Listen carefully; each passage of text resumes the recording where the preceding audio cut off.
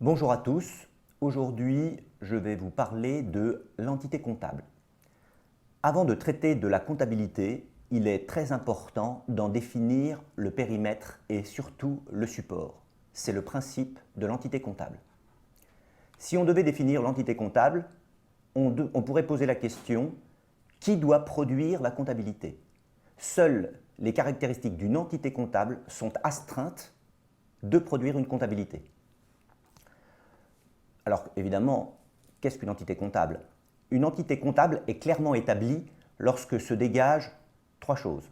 Une activité économique, c'est-à-dire un métier, souvent désigné dans l'objet social dans les statuts, qui nécessite des moyens économiques, c'est-à-dire qui a besoin de ressources matérielles, humaines, financières, et surtout dont les moyens économiques sont totalement séparés du patrimoine et des transactions personnelles de ses propriétaires. Il faut une frontière entre le patrimoine de l'entité et le patrimoine de ceux qui ont apporté les ressources à l'entité. C'est un des principes fondamentaux qui définit l'entité comptable. Vous connaissez probablement plusieurs de ces termes. Les entités comptables peuvent se retrouver dans des termes comme entreprise, société et parfois association, syndicat. Tout dépend souvent de la taille. Un petit cas particulier quand même, l'entreprise individuelle. Opter pour ce format d'entité revient à rompre avec le principe de séparation du patrimoine. Au contraire, ça revient à confondre le patrimoine personnel et le patrimoine professionnel. Ce genre d'entité a des avantages indéniables, dont celui de la simplicité. C'est très facile à monter comme entité.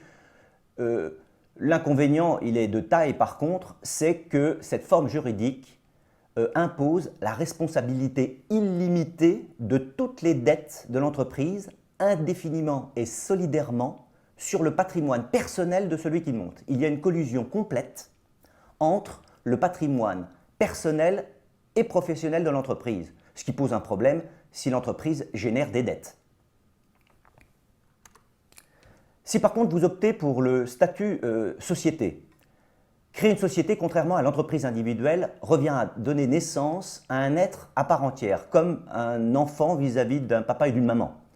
Cette enveloppe juridique confère à la société le statut même de personne morale, contrairement à vous et moi, une personne physique.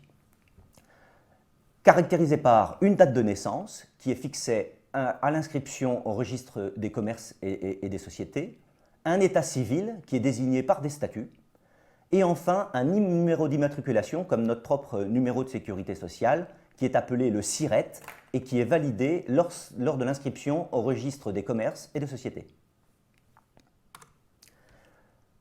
Alors évidemment, créer une société n'est pas si simple que ça. Vous avez le choix en une multitude de structures.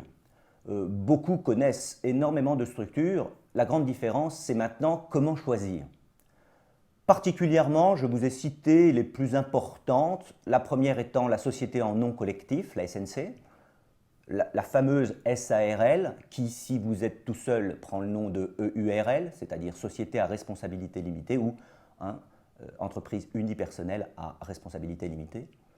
L'ASA, Société anonyme, qui est une société par action, c'est-à-dire que dans la SARL, vous prenez le nom d'associé, dans la SA, vous prenez le nom d'actionnaire. Et deux petites nouvelles, la société par action simplifiée et la société par action simplifiée unipersonnelle. Alors évidemment, comment faire son choix quand on crée une structure comme celle-là? Eh bien, alors je vous ai mis un tableau, bien que je ne vais pas commenter la totalité de ce qui s'y trouve. Il n'empêche que, comment faire un choix? Eh bien, je vous ai mis les rubriques sur la gauche du choix des modalités d'orientation pour choisir tel ou tel statut. Premièrement, le nombre de personnes. Est-ce que vous voulez être seul ou est-ce que vous voulez monter une société à plusieurs? Alors on voit qu'il y a des statuts où vous devez par exemple, la SA, être 7. Autrement dit, si vous n'êtes pas 7 à minima, vous ne pouvez pas monter une SA. Le second critère, c'est: avez-vous des sous ou souhaitez-vous faire un apport au capital de l'entreprise? Vous avez des statuts, comme la société en nom collectif, où on vous dira non, rien du tout. Vous n'êtes pas obligé d'apporter un capital fixe. Il y a des statuts à 1 euro symbolique.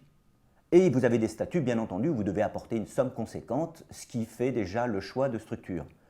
Le deuxième, c'est un critère de fiscalité. Souhaitez-vous être imposé aux bénéfices ou à l'impôt sur les sociétés? L'autre, souhaitez-vous obtenir un salaire? Est-ce que le dirigeant a le droit d'être rémunéré ou pas? Selon certains statuts, vous avez le droit de vous verser un salaire, dans d'autres, vous êtes en régime d'indépendant et donc dans ces cas-là, vous ne pouvez pas toucher un traitement. Comment ne pas perdre le pouvoir de votre société? Ça, c'est très important. On peut se faire facilement dessaisir de sa propre société si on a mal monté les statuts, si on a choisi un mauvais statut.